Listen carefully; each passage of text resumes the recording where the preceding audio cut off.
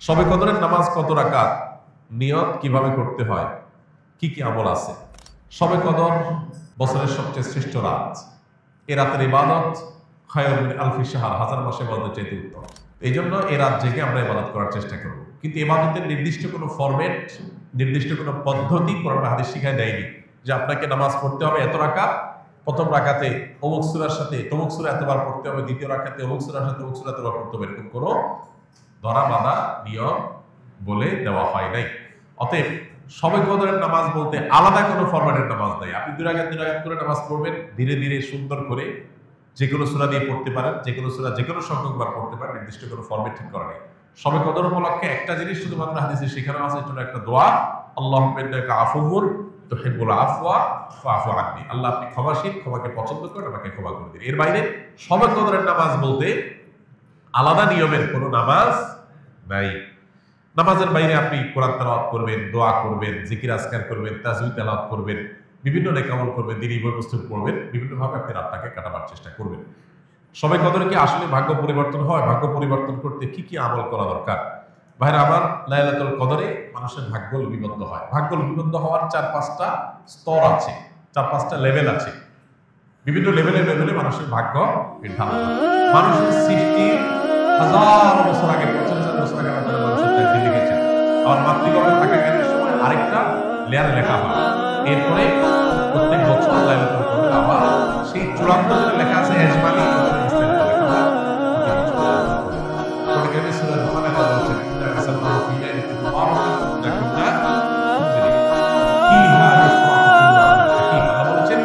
আমি এই কোরআনকে নাযিল করেছি বরকতময় রাতে। কোরআন কোন রাতে নাযিল হয়েছে? সবে বরাতে না শবে কদরে? সেই রাতে অর্থাৎ সেই বরকতময় রাতে হাকিম সব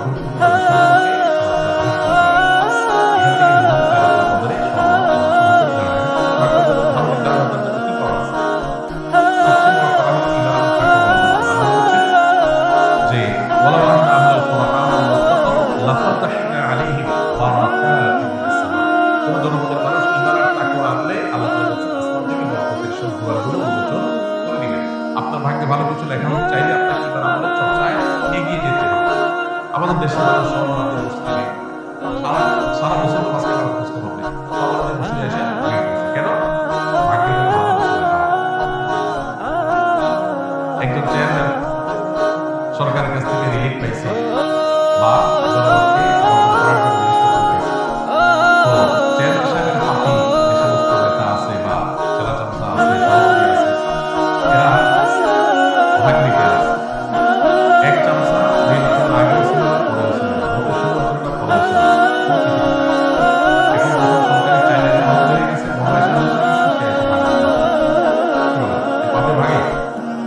আর যে সবসময় ছিল ও যদি এদিন হাজির নাও হইতে পারে, তারপর চেয়ারম্যান সাহেব তার মধ্যে ঠিকই রেখে দিবে যে তুমি এগুলো বন্ধ করো। একইভাবে আল্লাহ রাব্বুল আলামিনের আনুগত্য যদি আমরা সবসময় করি, ইনশাআল্লাহ আল্লাহ আমাদের নসিবে ভালো কিছু দিবেন। এক রাতে সমাজের পক্ষে দিয়ে নেওয়া সারা বছর এটি সঠিক পদ্ধতি। দ্বিতীয়ত হলো লা ইয়ারাদ্দু তাকদীর ইল্লা দুআ।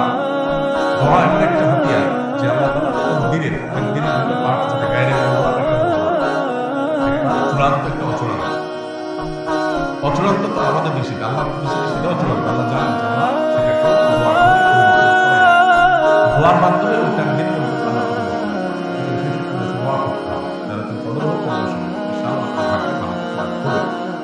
শবে কদরে নাকি সকল গুনাহ মাফ করা হয়।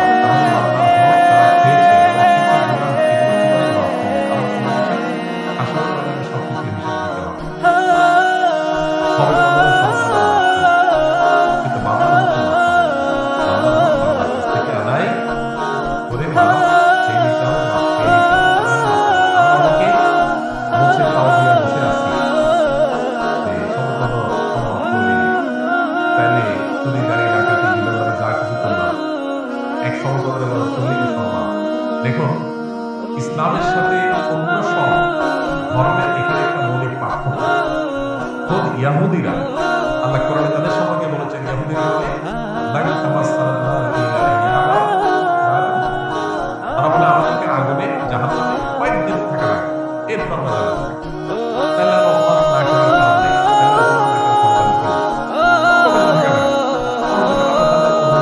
গ্রান্টে এই জন্য তাদের অপরাধ থেকে বাঁচার কোনো গরম নাই।